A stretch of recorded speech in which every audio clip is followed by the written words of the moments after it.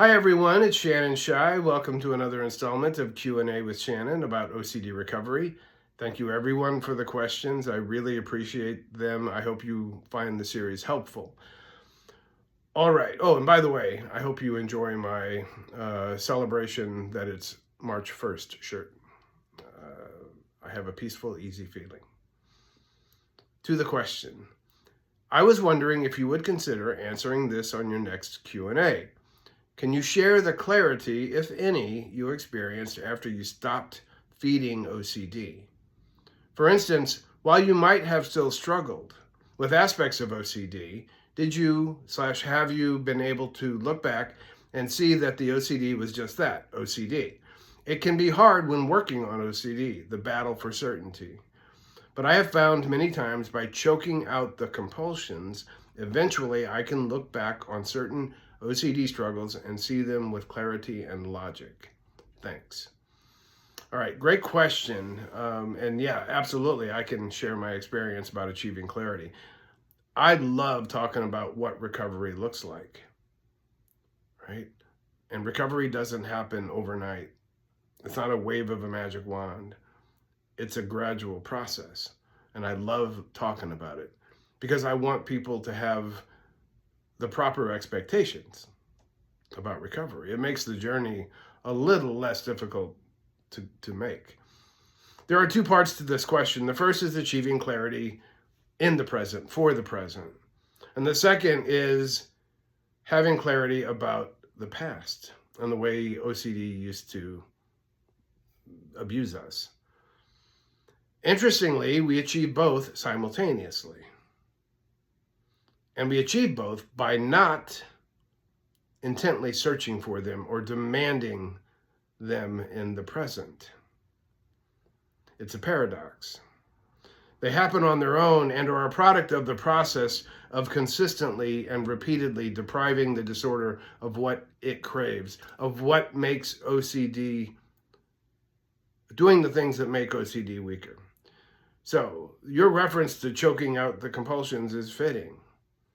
That's what we do to make OCD weaker. It's more than that, right? I allowed the thoughts to be there, and I resisted giving into those compulsions. I failed a lot, but I didn't quit. I stayed on the journey. Have you ever seen a dark, distorted, fuzzy picture that slowly comes into a bright, distinct, clear focus? It's a gradual transition, but definitely the clarity comes. That's similar to the experience of achieving clarity in OCD recovery. It's similar to the experience of recovery. It happens gradually. We don't control how long that process takes. So, therefore, we don't focus on how long that process takes. We don't measure our immediate improvement by a stopwatch or our recovery journey on a calendar. It takes as long as it takes, and that's the attitude that we have. That's the attitude that we let OCD know we have. It takes as long as it takes.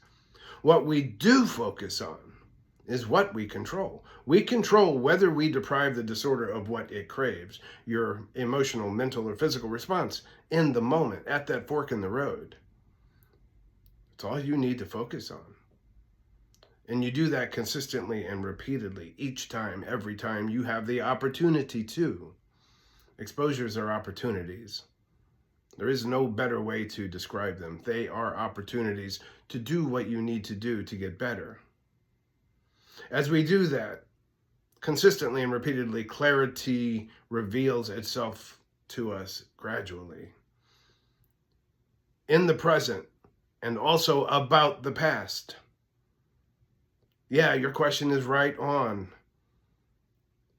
We gain clarity in the present, and it also applies to the past.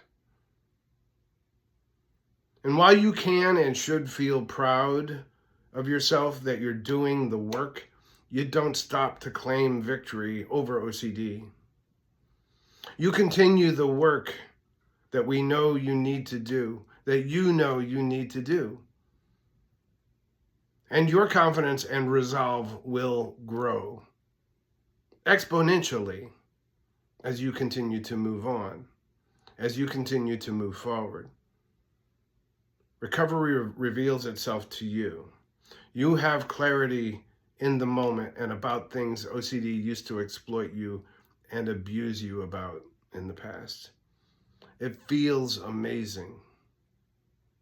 It feels amazing. Don't expect it all at once. It'll come to you.